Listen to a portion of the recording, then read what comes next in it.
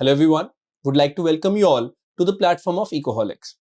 Before I even start the session, I would like to brief you about a very important initiative which we are going to start. I'll be bringing a series of videos. They are basically pertaining to the topic of GS paper 3 or other aspects of economics important from both prelims as well as mains examination. Now here we'll be decoding some maybe very simple, maybe very complicated topics of economy, which will certainly make your journey even more easier.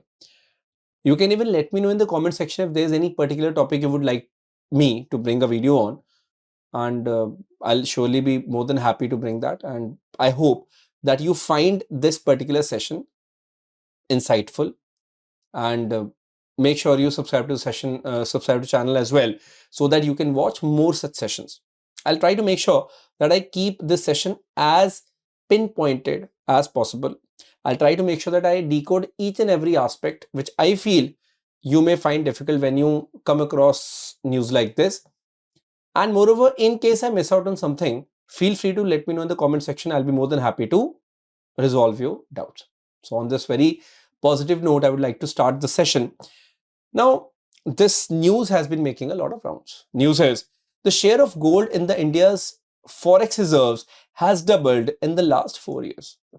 So if we take around like from 2021 till 2025, we have seen in the Indian Forex reserves, the gold has literally doubled. Now that's the news. Now let me tell you one thing. Why am I even making a video on this news? Because from this particular news, we have a lot to decode. The very first thing is what all constitutes India's Forex reserves. Second thing is who manages India's Forex reserves. Third thing is why have we even doubled the gold ka jo possession hai. Is there any reason behind that? I'm sure there has to be a reason, right? It can't be by fluke. And lastly, we'll also see the risks which are associated with this particular thing. So it's going to be a very insightful session, and I can assure you that even from the mains perspective as well, this topic will be covered in front of you. Anyways, now let's decode this news. It is a global trend which we'll be talking about in this session only. There's a global trend aligning with that. Central banks are boosting their gold holdings. So RBI, that is the Central Bank of India, has increased its share of gold in the Forex reserves to 11%. That is, it is around 879.59 metric tons. Now that is massive. So in the past 4 years, we have doubled that. But then the question is that what exactly is there in the India's Forex reserves? Then of course, we'll be coming to the other aspects as well. Now, talking of that, let me tell you that when we talk about India's gross foreign exchange reserves, Forex ki baat karte hain. So it has got, of course, foreign currency assets, no doubt about that we surely have foreign currency assets in the India's Forex reserves, without any doubt. Okay. Then we have on the second number, we have gold. But other than these, we also have SDRs, that is special drawing rights, and reserve position in the IMF, reserve tranche position in the IMF. I'll be decoding all these, and I can assure you, all the people watching the session, most of the people don't even know what is SDR. And even if you know SDR, I'm sure most of the people don't know about the reserve tranche position in the IMF. So I'll be decoding that also for you, because a lot of people do confuse SDR for the reserve tranche position and vice versa as well.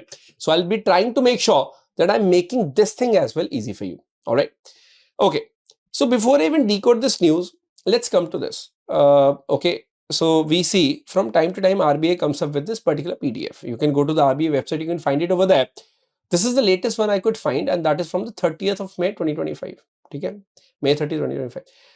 Now, here the total Forex reserves of India as reported by RBI stands around 691 point something. Chalo, let's take it.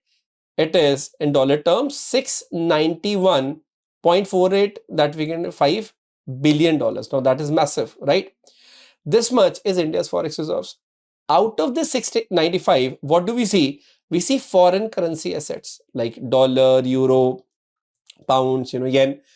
How much does that stand out to be? It is around 584 billion. So that is of course a massive chunk. But other than that, when you talk about the gold, it is around $84 billion. Other than that, you can also see SDR, special drawing rights by the IMF. It is around 18.5 billion. And we have reserve position in the IMF, that is around 4.3 or 4.4 billion. So no doubt, if you take this entire chunk, I'll be just going off the screen, it will help you a bit. If you see this entire chunk of $691 billion of the total Forex reserves, no doubt that major chunk is of the foreign currency assets, and then comes gold. So this 18.5 billion and 4.4 billion seems very much negligible, but nonetheless, we have to understand at least the meaning of it. Okay, why do we have it in the first place? We have to understand that. And of course, we'll be talking about the gold in this session. So I hope now you know that what exactly is the purpose of the session. We have to decode all these aspects precisely. All right. Anyways, now moving ahead, bete, let me tell you about SDRs first of all. We'll be talking about the SDR. So yeah, we have around $18.5 billion of the SDRs. So let me tell you, SDRs are allocated by the International Monetary Fund to its member countries. India is also a member of IMF. And I could find a news cutting from 2021. So in the 2021, there was a news which was making a lot of rounds, and it came from August 2021. Remember, at that time, COVID was there. So at that time, we could see that IMF made allocation of around 12.5 billion SDRs to India. And it is not only India. Because of the COVID, IMF made this allocation to various countries. Now we have to understand that why such allocation was made. Basically, SDRs are allocated by IMF, and it has been started since 1969 to supplement various member countries' official forex reserves. Now, of course, for India, it is negligible. For India, it is still $18.5 billion. But let me tell you, for some countries, it is very, very important, especially the countries going through the balance of payment crisis, like Sri Lanka, Pakistan.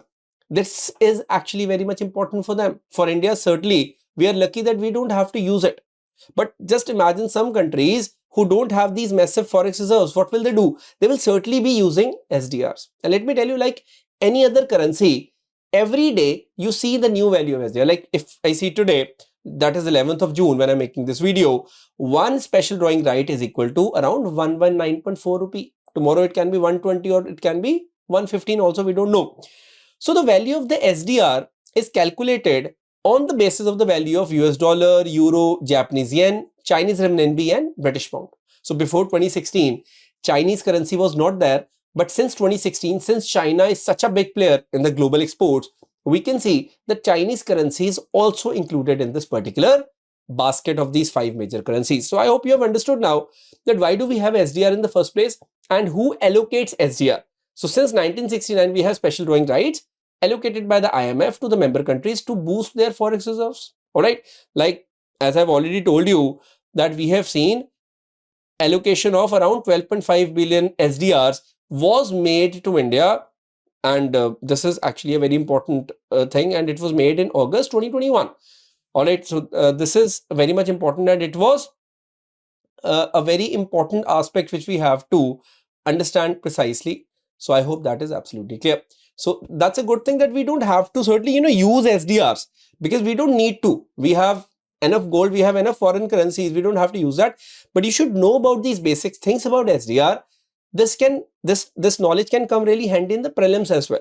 That you should know, IMF allocates that when it was started, and its value also varies when the currency's value vary, the basket on which its value is based, SDR's value is based. So that's why I've put this particular thing. You can search on the Google as well. SDR to INR, you will find that one SDR is equal to 119 INR, or it may be different rate depending on the date you're watching that. I hope that's clear. So the reason I have put this news cutting, why I have put it? I have put this news cutting because of one reason, and that reason is that you should know that how it actually functions.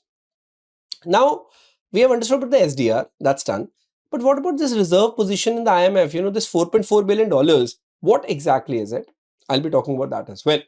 Now, this is the portion which a particular country, a member country, can withdraw without any stringent conditions. Let me tell you, if a country has to, borrow from IMF, so there are some conditions which IMF impose on that particular country.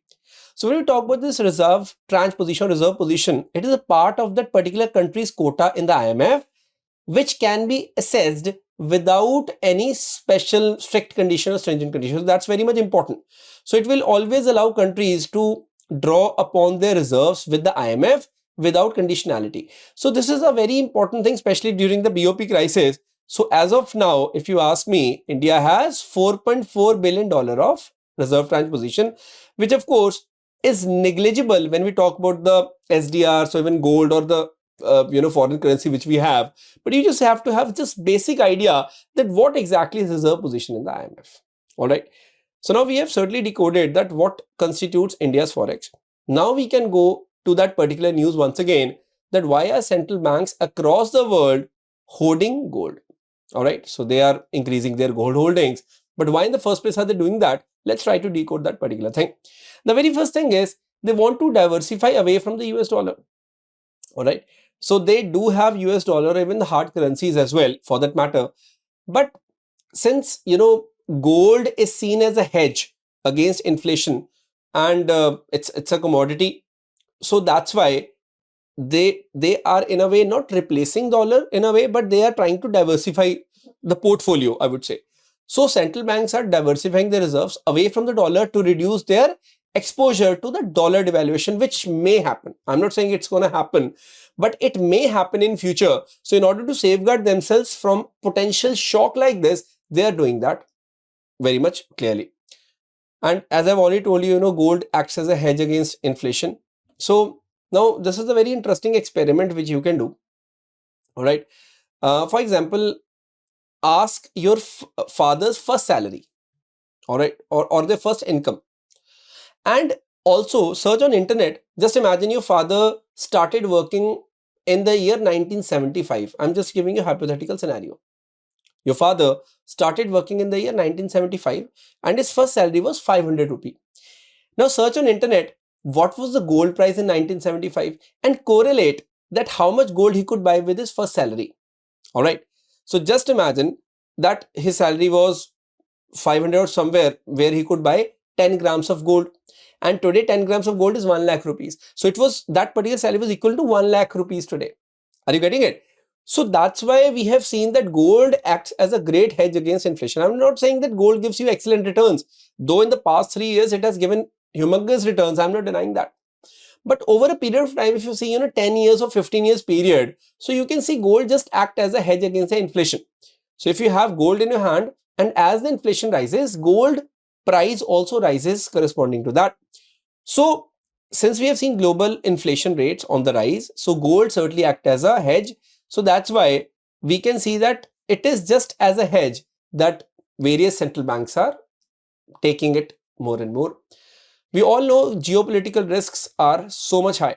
Why do I say that? Because we have seen so many wars happening across the world. You see Yemeni conflict, a proxy war happening in the Yemen, Houthis rebels, they're active. You see Hamas war. You see the Ukraine-Russia war, it is still happening, right? And you see in the Middle East, so many conflicts are there. So conflicts are on rise across the globe. So that's why we are seeing that tensions are emerging. And major powers like US, China, Russia are certainly involved. Even UK, Germany, they are now getting involved. So gold offers a great security than fiat currencies. Fiat currencies. So the government issued currencies, which we certainly see any currency, which has a sign of the governor, or it is saying that that paper currency basically. So central banks consider the gold as a better option in comparison to the fiat currency. Now, again, I'm not saying that we are altogether replacing the gold, to the other currencies which we are holding already in the Forex reserve. Why? Because this picture is very much clear. That's the latest data, May end ka. So what you see is out of 691 billion of the total Forex reserve, we still have 584 of the, hard currencies which we have. So we can't say that we in a way are replacing everything with gold. That won't be correct in order to say. So you certainly see that still around 84-85% of our portfolio comprises of the foreign currency assets only. So I am hopeful that you are at least now understanding this very fact, that what exactly I'm trying to imply. Why am I making this clarity? Because you should be having this idea that gold still is around 12% only, 11 to 12% a year. So gold is not that a high part of the portfolio, but yeah, certainly I can say that way back the gold's percentage in the total forex portfolio was not that much high. That's what I'm saying. So we are certainly increasing that to a great extent, as is very much visible. And I hope now you also know that what exactly are the reasons. So why in the first place you are supposed to know the reasons, because whenever in the examination a question comes, you be it prelims, be it mains, you have to certainly understand that how in the first place do you understand, do you analyze it, and do you have certain facts to supplement your answer. Even if you have a rough idea about this particular thing, you will be having a good answer to write, especially for the mains. So just imagine you get a question on across the globe, the central banks are stacking more and more gold. So how do you answer that? How do you justify your answer? So you should have some bit of clarity that yeah, certainly this is happening. That's one thing. And how in the first place do you see that? All these things certainly are going to play a very important role in what marks are you getting. So why I'm talking all this, because see, this is the first session. Basically, this session is the first session which we are holding, and I certainly am going to be coming up with a lot of sessions like that. But what I want is that you should have this much clarity that whenever I come up with a session, you are surely going to get immense benefit from that particular session. I would like to show a very interesting thing to you guys. Okay, so here what you can see is out of the total portfolio, around 12% is gold, right? That is very much visible. Let me take you 4 years back. So that again I got from the May 2021 bulletin of the RBI.